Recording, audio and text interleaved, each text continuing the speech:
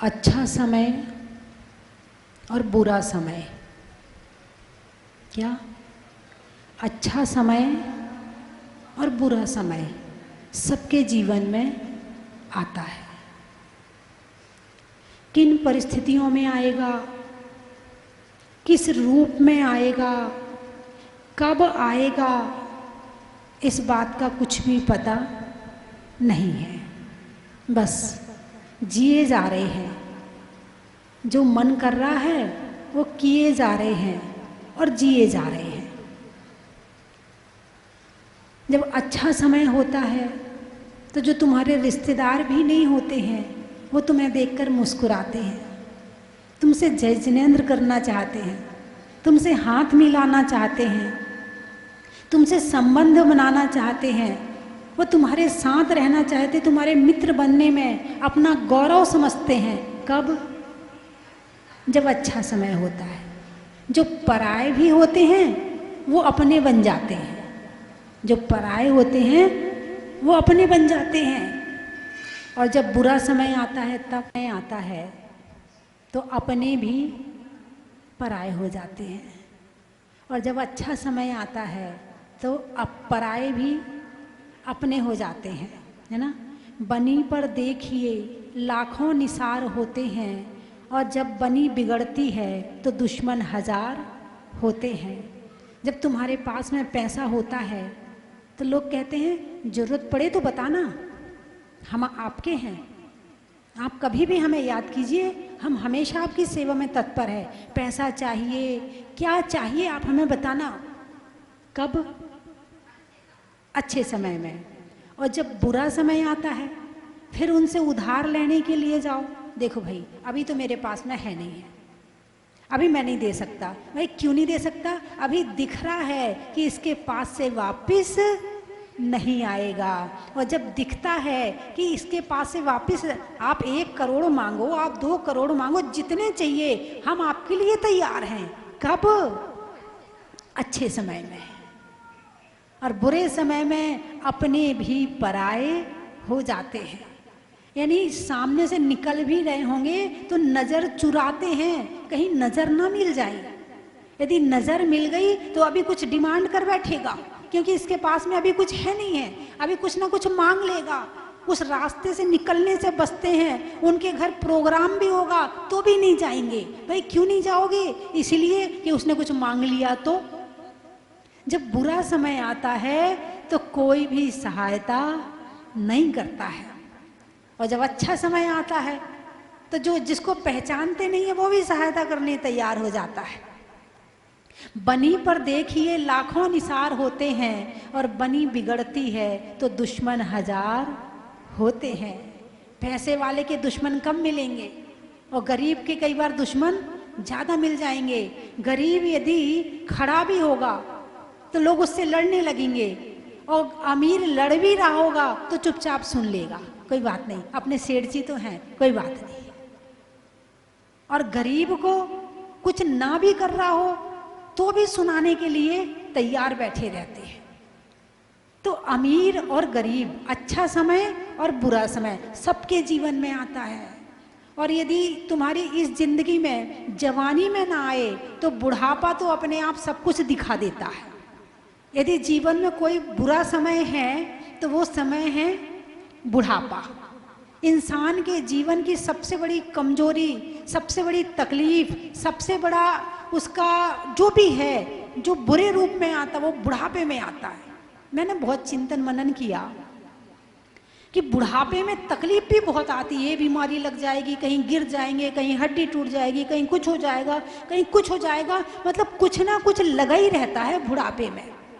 तो मैंने विचार किया बुढ़ापे में इतनी तकलीफ क्यों आती है, जवानी में इतनी क्यों नहीं आती हैं।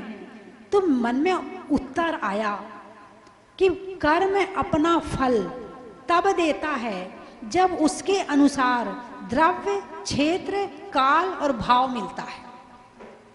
क्या? कर्म अपना फल तब देता है जब उसके अनुसार उसका द्रव्य, क्षेत्र, काल और भाव मिलता है। और बुढ़ापा द्रव्य यानी शरीर कमजोर हो गया, और कमजोर पर हर कोई अटैक कर सकता है, तो कर्म भी अटैक करता है। ठीक है, द्रव्य कमजोर, क्षेत्र जिस क्षेत्र में वो रह रहा है हैं, तो उस समय का जो वातावरण है, जो माहौल है, यानी जब जवान थे तो हर कोई जल्दी से नहीं डांट पाता था, और बुढ़ापा आया। हाँ अम्मा ज्यादा मत बोला करो, बहुत बोलती हो अम्मा, अपना माला फेरा करो बैठ के, हम ज्यादा मत बोल, बच्चे भी बोल देते हैं। प्यास लग रही हो, चाय का टाइम हो, भूख का टाइम हो, अरे ला तो रहे अम्मा जी, आप भी बार बार टें टें टें टें लगाए रखती हो। बोलिए हाँ या ना। कब? बुढ़ापे में। क्षेत्र भी कमजोर हो गया है, और जब इस तरह का वातावरण बनता है तो भाव भी कमजोर हो जाते हैं, दुखी रहने लगते हैं, टेंशन में रहने लगते हैं, 24 घंटे चिंता चिंता लगी रहती है। कितने मंदिर में बैठा है, मंदिर में भी चिंता नहीं छूटती है। मंदिर गए तो हैं, मगर मंदिर जाने वाला जो काम होना चाहिए वो नहीं हो रहा है। यानी द्रव्य भी विपरीत मिल गया, क्षेत्र भी विपरीत, काल भी विपरीत, भाव भी विपरीत, सब चीज विपरीत मिलती है। तो कर्म भी कहता है अब मुझे मौका है, चलो अब मैं भी आता हूं। जैसे कमजोर शरीर में बीमारियां जल्दी लगती हैं, ऐसे ही बुढ़ापा कमजोर है तो कर्म भी अटैक करता है, उसके अनुसार उसको द्रव्य, क्षेत्र, काल सब कुछ मिल गया है। पहले तुम्हें कोई कुछ कह दे तो तुम्हारे घर वाले लड़ने तैयार हो जाते थे कि हमारे इनको ऐसा कैसे कह दिया है, और बुढ़ापे में तुम्हें कोई कुछ भी कह दे, कोई लड़ने तैयार नहीं होता है। अच्छा है, ठीक है, अम्मा जी बहुत बोलती है, अच्छा डांट रहा, ठीक है, मैं नहीं कह पाती, तू कह ही दे। बोलिए हाँ या ना है। तो बुढ़ापा इंसान के जीवन का बुरा समय है। कौन सा समय है? बुरा समय। अब इस बुरे समय को अच्छा कैसे बनाएं? देखो बचपन में ज्ञान नहीं था, कैसे पूजा करना, कैसे पाठ करना, कैसे भक्ति करना, कैसे स्वाध्याय करना, ज्ञान नहीं था। ठीक है, और बचपन में घर वाले तो लगे रहते थे पढ़ पढ़ पढ़, क्या स्कूल की पढ़ाई, स्कूल का इतना पढ़ाया कि धर्म का पता ही नहीं चला कि धर्म करना भी चाहिए। बस यही पता चला कि स्कूल की पढ़ाई ही करना चाहिए, ये ही जरूरी है, धर्म तो जरूरी है ही नहीं है। यदि बच्चे से यदि बाई चांस कई बार क्या होता है, जब मेरे पास लोग आते हैं तो मैं बच्चों से पूछ रही थी बेटे मंदिर जाते हो, तो वो कहता नहीं, तो मैं कहती मंदिर जाया करो, तो उसकी माँ खड़ी होती है, नहीं नहीं ये स्कूल जाता है ना, ये मंदिर कैसे जाएगा। बच्चा मंदिर जाने तैयार है लेकिन माँ मंदिर भेजने तैयार नहीं है। बचपन में तुम धर्म करना भी चाहोगे तो तुम्हारे घर वाले तुम्हें करने नहीं देते हैं। बचपन पराधीन है, माता पिता के अधीन है, घर वालों के अधीन है। फिर थोड़े और बड़े हुए तो जवानी आई। अब जवानी में सबकी दृष्टि यही रहती है कि काम करे, अच्छा कमा के लाए, पैसा कमा के लाए। एक बेटा खूब धर्म करता है और कमाई कम करता है, और दूसरा बेटा करोड़पति है। माँ को कौन सा बेटा प्यारा होगा? अरे बोलिए ना, करोड़पति। हाँ हमारे भैया जी बोल रहे करोड़पति बेटा है, बिल्कुल ठीक बात है। बाप बड़ा ना भैया, सबसे बड़ा रुपया। पत्नी कहे पति है मेरा, कब तक? जब तक रुपया दे रहा है। अब पत्नी को पैसा मिलना बंद हुआ, मेरे तो कर्म फूट गए कि मैं तुम्हारे चक्कर में फंसी। वो आया था वहां वाला, तुमसे अच्छा कमाऊ पोत था, तुम तो कुछ भी नहीं कमाते हो हैं। कब तक पति अच्छा लग रहा है? जब तक धन कमा रहा है। माँ को बेटा कब तक अच्छा लग रहा है? जब तक धन कमा रहा है। और जैसे ही धन कमाना बंद करेगा तो माँ भी कहेगी मैं निकम्मा है, तेरे को तो जन्म दे के मेरा जन्म देना बेकार हो गया। बोलिए हाँ या ना है। धर्मात्मा बेटा अच्छा नहीं लगेगा और नोट वाला बेटा अच्छा लगेगा। यानी वर्तमान में धर्म की कीमत आपने कम समझी है और धन की कीमत आपने ज्यादा समझी है।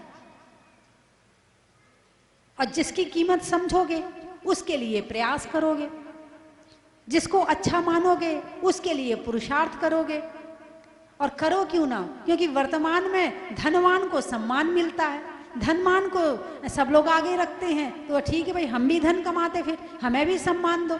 सम्मान पाने के लिए धन कमाते हैं, धर्म छोड़ देते हैं। जबकि आप ये बताओ, हमारे माताजी महाराज जी कोई कमाई करते हैं क्या? कोई नोट कमाते, फैक्ट्री चलाते, दुकान चलाते, कुछ कर रहे क्या? नहीं कर रहे। हमारे भगवान क्या कर रहे हैं?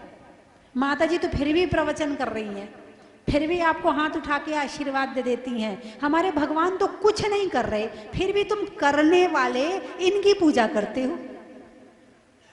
ये कुछ नहीं कर रहे और तुम सब दिन भर मेहनत करते हो, उसके बाद भी पूजा किसकी हो रही है? अरे बोलिए ना, जो कुछ नहीं कर रहे हैं। तो धर्म क्या है, इस बात को समझो और धर्मात्मा की कीमत करो। धर्मात्मा की कीमत करोगे, धर्मात्मा की प्रशंसा करोगे, धर्मात्मा का सम्मान करोगे, तो लोग धर्म करना शुरू कर दोगे। और धनवान की कीमत और धर्मान का सम्मान करोगे तो लोग धन कमाना शुरू कर देंगे।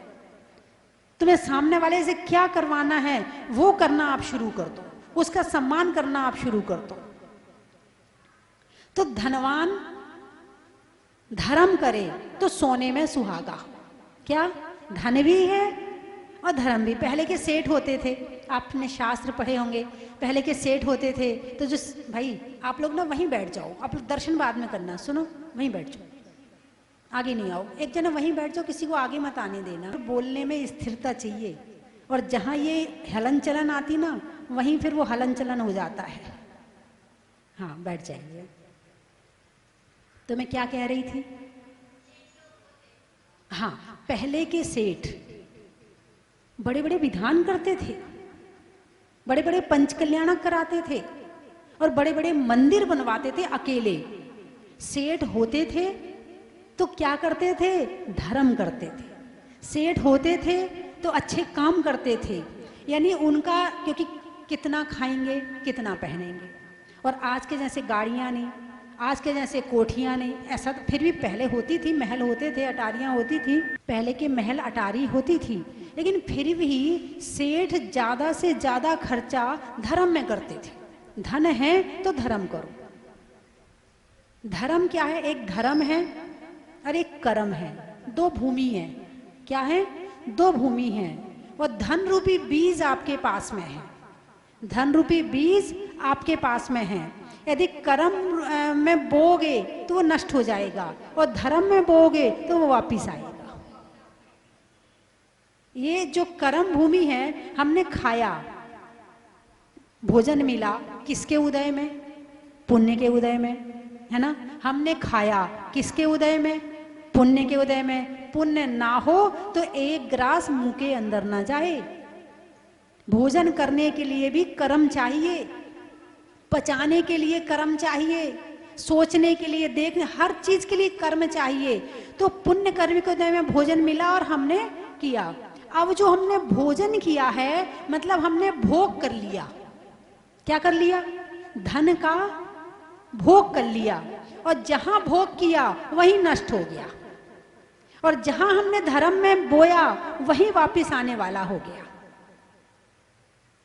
तो धन और धर्म, ये दोनों की राशि तो एक है, लेकिन दोनों के गुण, दोनों के काम अलग हैं।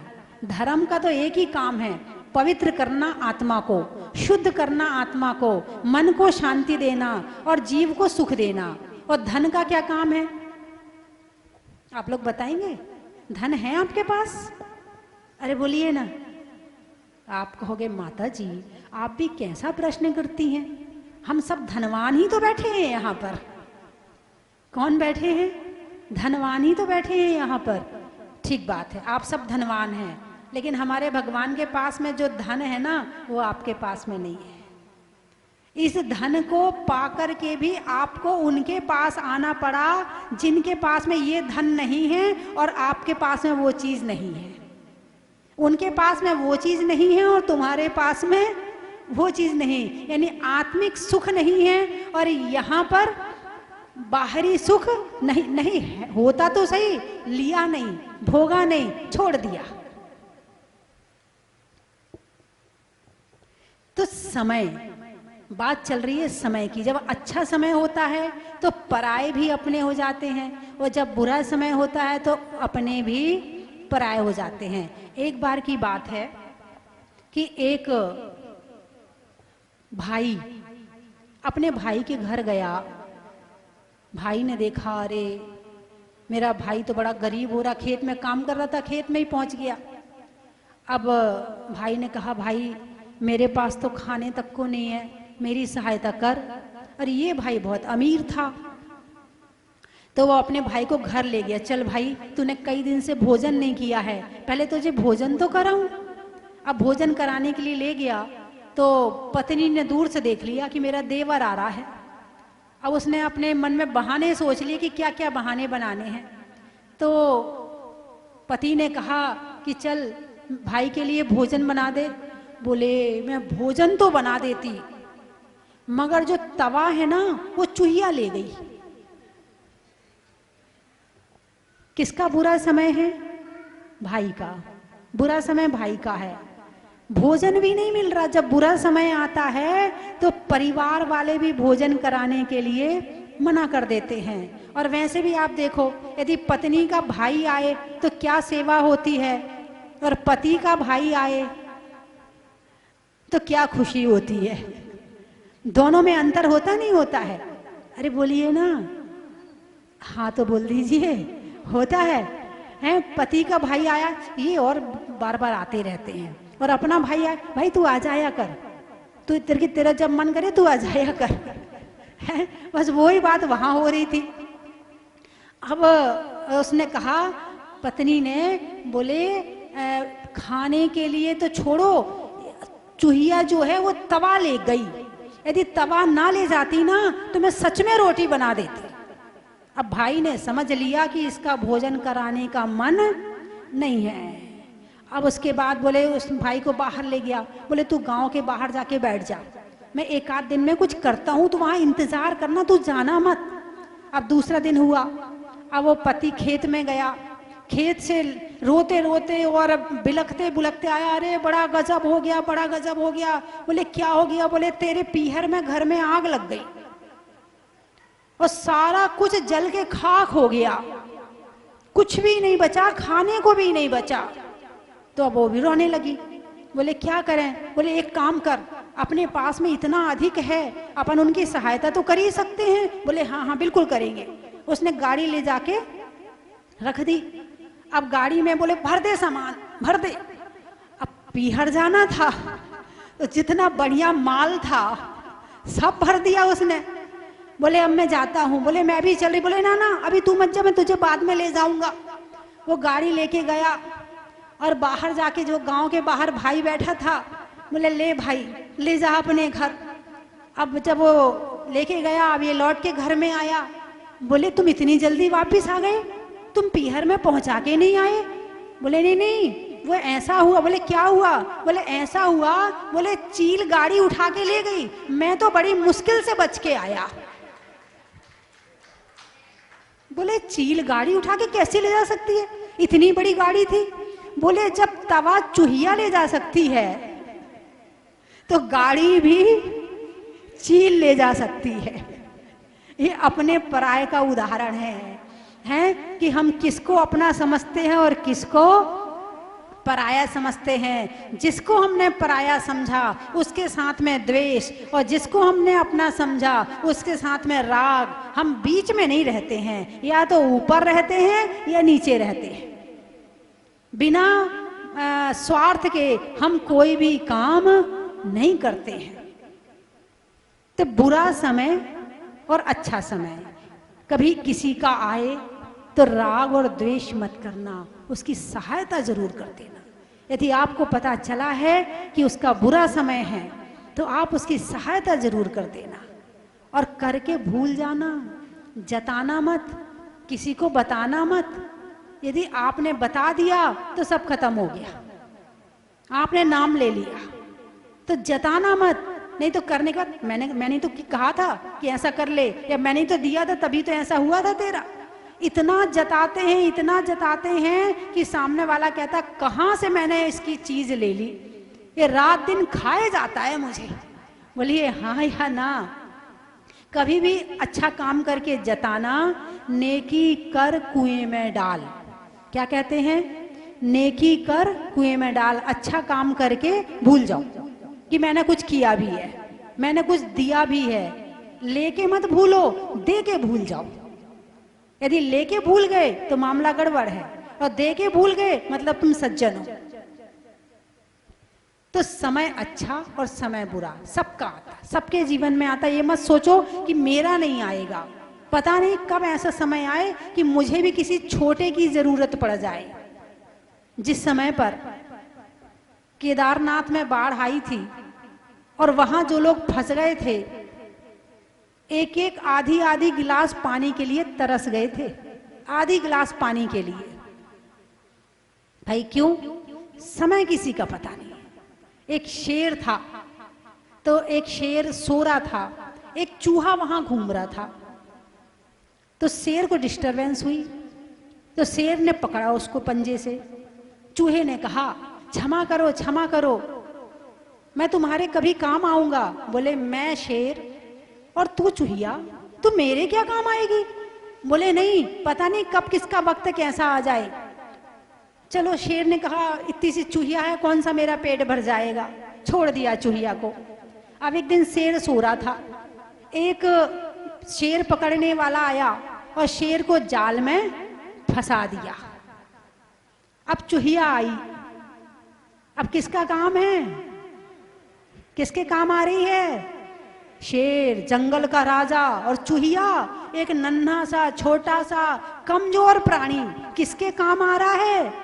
शेर के काम आ रहा है। यानी किस मुसीबत में कौन कब काम आ जाए, ये हमेशा इस बात को याद रखना। कभी किसी छोटे का अपमान करना मत करना, कभी किसी को छोटा मत समझना, क्योंकि सुई होती है तो वो भी सिलने के काम आती। हर जगह तलवार काम नहीं आती है, कहीं कहीं सुई भी काम आती है। तो समय यदि अच्छा चल रहा है तो इतने बीज बो दो कि कभी तुम्हारा समय आ जाए तो लोग तुम्हें हाथ में लेके रखें। इतना बुरा व्यवहार मत करना किसी के साथ में कि जब तुम्हारा बुरा समय आए तो लोग कहें अच्छा हुआ, बहुत परेशान करता था या करती थी, आज अच्छा भुगत रही है, अच्छा फल मिल रहा है। लोग ऐसा ना कहें, लोग ऐसा न कहें कि बहन बता तो सही तुझे जरूरत क्या है, मैं तेरे साथ। यदि तुम बीज दूसरों के लिए बोओगे तो वो पेड़ के फल खाने तुम्हें भी कभी मिलेंगे, और तुम बीज ही नहीं बोओगे तो तुम्हें कभी फल खाने के लिए मिलने वाले नहीं है। तो अच्छा समय है तो अच्छा करते जाओ, बुरा समय आएगा तो फल अपने आप मिल जाएंगे, है ना। लेकिन इसके लिए बहुत अभिमान को कम करना पड़ेगा, घमंड को कम करना पड़ेगा, मान कषाय को कम करना पड़ेगा। जब इंसान के पास में दौलत आती है, क्या दो लत जब आती है तो पीठ में दो लात मारती है तो सीना फूल जाता है। मैं सेठ हूं, मैं साहूकार हूं, मैं ये हूं, अकड़ के चलता है। और जाती है तो पेट में दो लात मारती है तो झुक जाता है। बात समझ में आई कि नहीं आई? जब पास में पैसा होता है तो सर्दी में भी गर्मी लगती, जब जेब गर्म हो तो गर्मी रहती है शरीर में, सर्दी में भी, और जब जेब खाली हो तो गर्मी में भी सर्दी लग जाती है। इस धन को अहंकार का कारण मत बनाना। यदि धन अहंकार का कारण बन गया तो तुम धर्म नहीं कर पाओगे। धर्म करने के लिए अहंकार को छोड़ना जरूरी है। और यदि बुरा समय कोई लाता है तो अहंकार ही लाता है। भाई अहंकार है, लड़ लिया, झगड़ लिया, अकड़ लिया, फिर उसने तुम्हारे ऊपर अटैक कर दिया, तुम्हारा बुरा समय आ गया। या धन चला गया, पहले धन था तो खूब अहंकार किया, और जब घाटा पड़ गया, चला गया, अब सबसे बात करते, तुमसे कोई बात करने तैयार नहीं। तो ऐसा अपना जीवन मत बनाना कि बुरे समय में कोई तुमसे बात करने तैयार ना हो। अपना जीवन ऐसा बनाना कि समय आने पर लोग तुम्हारे काम आए।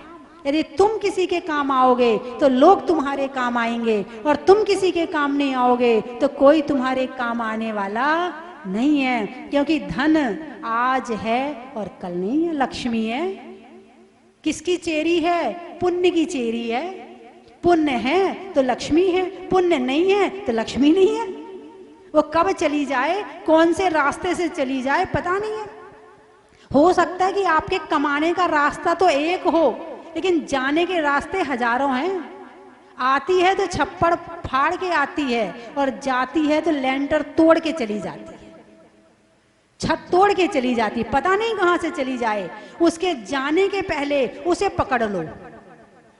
बोलिए ना, कहना माता जी हम तो पकड़ के रखे हैं, बिल्कुल तिजोरी में बंद है, हमारी बैंक में बैलेंस है, हमने तो पकड़ लिया लक्ष्मी को। ना ना, ऐसे पकड़ने को नहीं कह रही हूं मैं।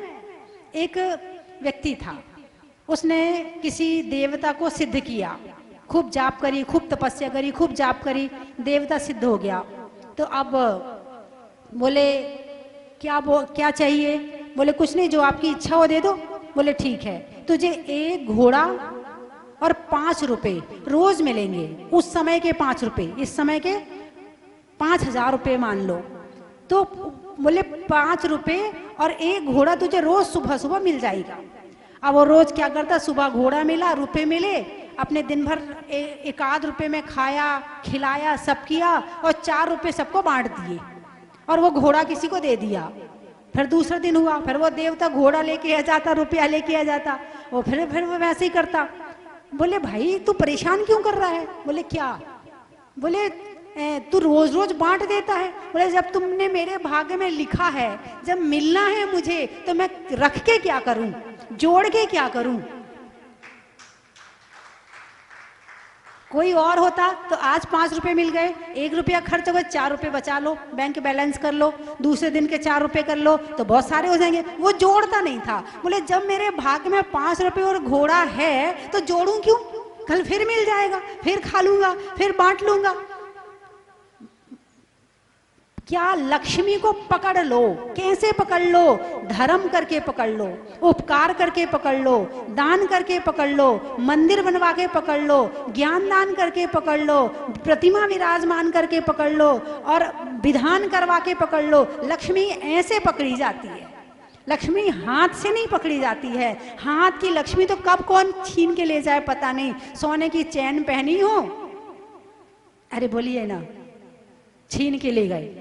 नोट लेके जा रहे हो बैंक में जमा करने के लिए, बैग में कोई छीन के ले गया। ऐसी लक्ष्मी तो चली जाती है। बैंक लुट गए, गया तुम्हारा पैसा। बोलिए हाँ या ना। और वो क्या करते, किट्टी में वो पैसा जमा करते ना, वो भी कभी कभी गड़बड़ हो जाती है ना, हो जाती है ना। तो कहने का मतलब लक्ष्मी को पकड़ने का एक ही तरीका है कि उसे अच्छे काम में लगा दिया जाए, उसे धर्म में लगा दिया जाए। क्योंकि जो भी काम करोगे अच्छा काम, वो धर्म ही होगा। यदि आपने किसी की सहायता करी है तो वो भी धर्म है, यदि आपने ज्ञान दान किया है तो वो भी धर्म है, यदि आपने प्रतिमा विराजमान करी तो वो भी धर्म है, यदि आपने विधान कराया या करवाया तो वो भी धर्म है। और अच्छा समय आपके लिए किससे आता है? धन से आता। धन है तो समय अच्छा है, और धन नहीं है तो समय अच्छा नहीं है। लेकिन हमारी दृष्टि में आप धर्म कर रहे हैं तो समय अच्छा है, और धर्म नहीं कर रहे हैं, अब वो आप समझ लो। समय हो गया है। मैं 3 चीजें बोलूंगी, आपको कहना है बड़ा ही महत्व है। आगम में नय का, जीवों के वय का, और हमारे जीवन में समय का। मिलने में संयोग का, वस्तु के उपयोग का, और करने में समय के सदुपयोग का। स्वभाव में नर्म का, भोजन में गर्म का, और जीवन में धर्म का। खेत में धान का, शादी में पान का, और होने वाले विधान का। हिंदी में मात्रा का, स्कूल में छात्रा का, और आज आपकी सोनागिर की यात्रा का। अनाज में चने का, गर्मी में पने का, और विधान में रोज बैठने का। सर्दी में खिड़की में बंद का, नहीं होने में द्वंद का, और विधान में आने वाले आनंद का, है ना। साधुओं के बिहार का, करने में आहार का और आने वालों में मुरार का। और कहाँ से आए? दिल्ली। त्रियंचों में बिल्ली का, कपड़े में दमोह का। जयपुर। अच्छा।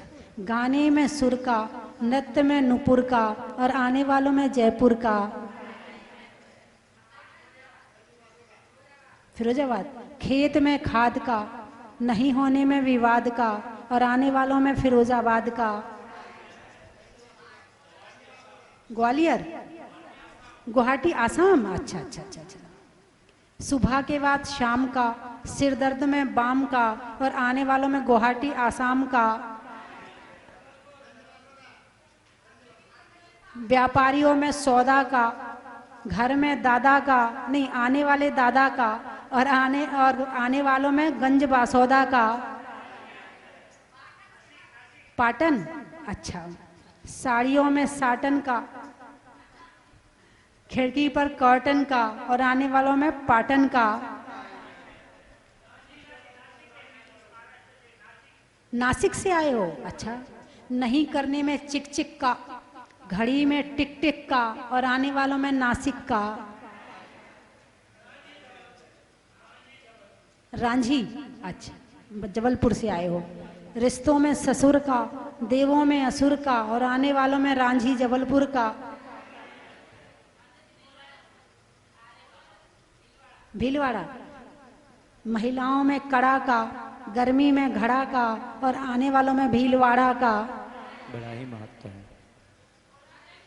कोलारस। अच्छा। भगवान पार्शनाथ की जन्म नगरी बनारस का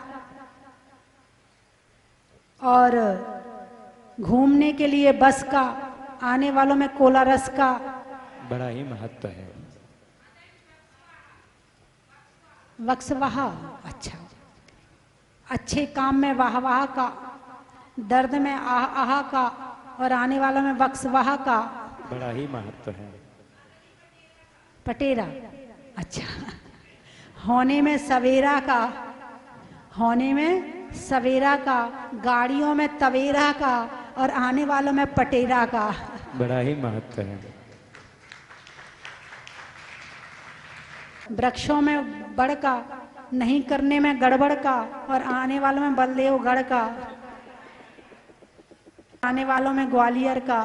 हंता मंगलम सिद्धा मंगलम स्वाहु मंगलम केवली पन्नतो धम्मो मंगलम चत्तारि लोकोत्तमा रिहंता लोकोत्तमा सिद्धा लोकोत्तमा स्वाहु लोकोत्तमा केवली पन्नतो धम्मो लोकोत्तमो चत्तारि शरणं भवजामि अर्हन्ते शरणं भवजामि सिद्धि शरणं भवजामि साहु शरणं भवजामि केवली पन्नतं धम्मं शरणं भवजामि।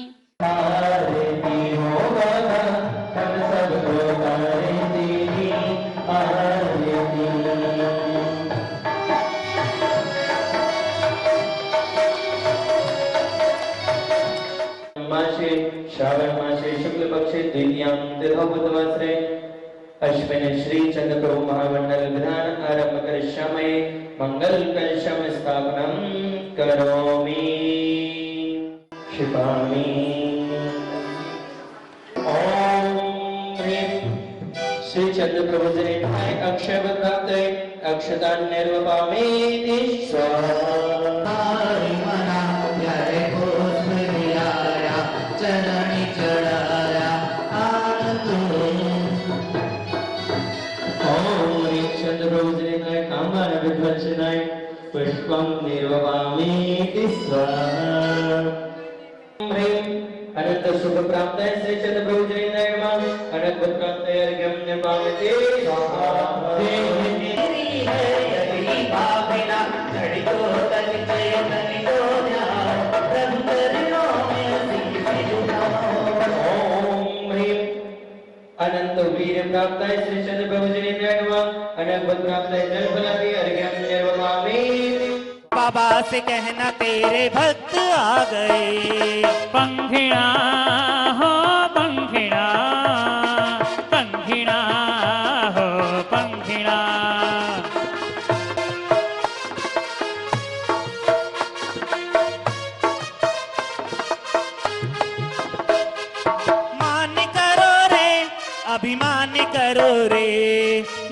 करो रे, अभिमान करो रे।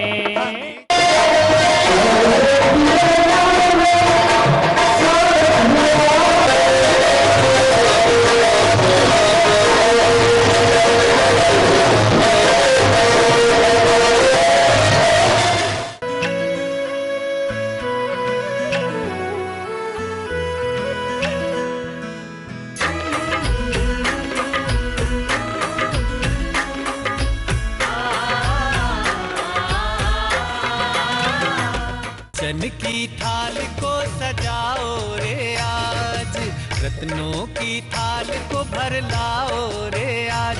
आओ आओ करे रे गुणगान आरती भगवन की। आओ आओ करे गुणगान आरती भगवन की। आओ आओ करे रे गुणगान आरती भगवन की।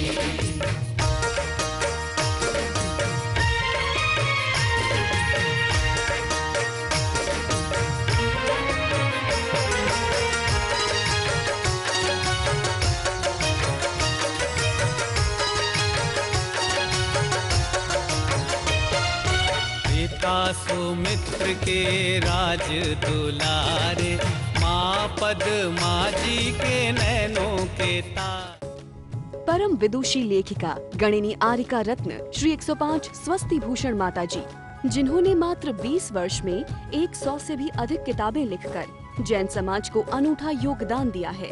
बड़े बड़े विधान जैसे कल्पद्रुम महामंडल विधान, सिद्ध चक्र महामंडल विधान, इंद्रध्वज महामंडल विधान एवं विशेष जिनपद, पूजांजलि आदि महत्वपूर्ण साहित्य बहुत ही सरल व सुबोध शैली में लिखे हैं, जिसमें गद्य एवं पद्य साहित्य भी समाहित है। इन महान साहित्यों को पढ़कर आप भी अपने ज्ञान का विकास कर सकते हैं। साहित्य प्राप्त करने हेतु आज ही संपर्क करें। संपर्क सूत्र 7906062500 9868345768।